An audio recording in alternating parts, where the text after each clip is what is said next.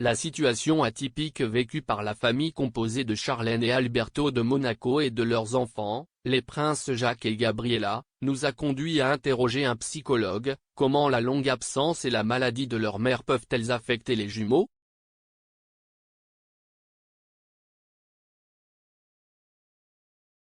Comme cela avait déjà été annoncé en novembre et confirmé en mars de cette année avec la visite de la princesse Charlène dans une clinique suisse pour un bilan de santé, l'épouse d'Albert II de Monaco est toujours plongée dans un processus de rétablissement de sa santé physique et mentale.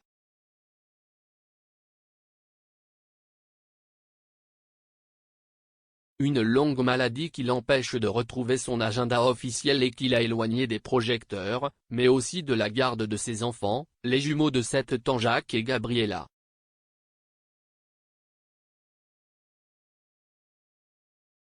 En plus de devoir faire face à des rumeurs de divorce incessantes et à des complots de palais, ces derniers affectant les sbires du prince Albert et le confesseur de Charlène, la princesse doit faire face à son propre chagrin, celui d'avoir dû prendre un temps pour elle au détriment de sa rôle de mère des jumeaux.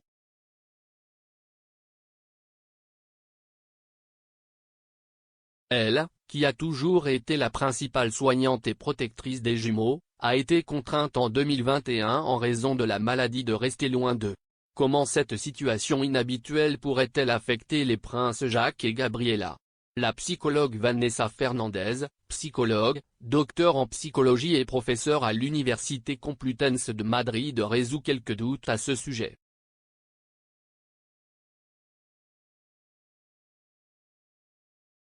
La distanciation de la tournée sud-africaine de Charlène et le soutien de Carolina de Monaco.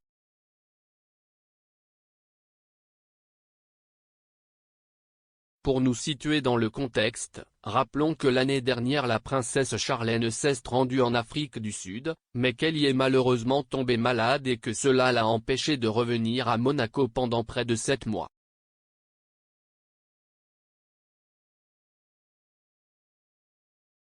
Les visioconférences constantes et les 2 seules visites que les jumelles ont faites en Afrique ont-elles suffi à compenser l'absence de leur mère?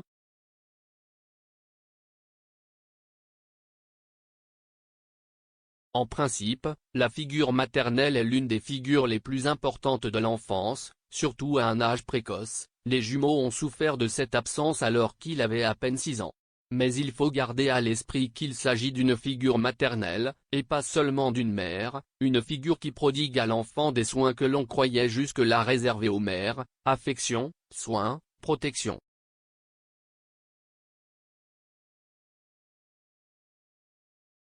Auparavant, on parlait de la mère parce que le père n'était pas impliqué dans ce type de tâches, mais aujourd'hui ce n'est plus le cas, donc l'absence de la mère n'est pas aussi drastique ou dramatique qu'elle aurait pu l'être dans le passé, explique la psychologue.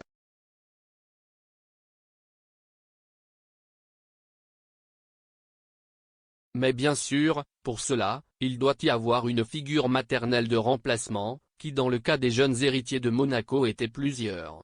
Une authentique cohorte de tantes, avec Stéphania et Carolina de Monaco en tête, et de cousines, telles que Pauline Ducruet et Camille Gottlieb, qui se sont chargées d'accompagner les enfants pendant tout ce temps dans la solitude.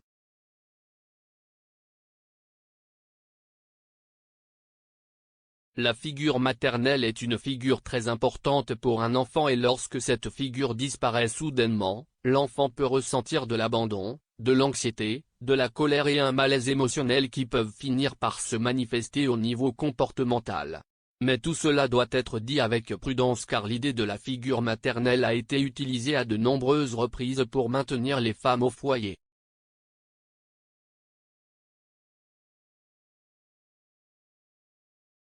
Expliquer à l'enfant pourquoi la mère doit être absente et couvrir cette prise en charge par une autre figure d'attachement ne doit pas poser de problème, explique l'expert.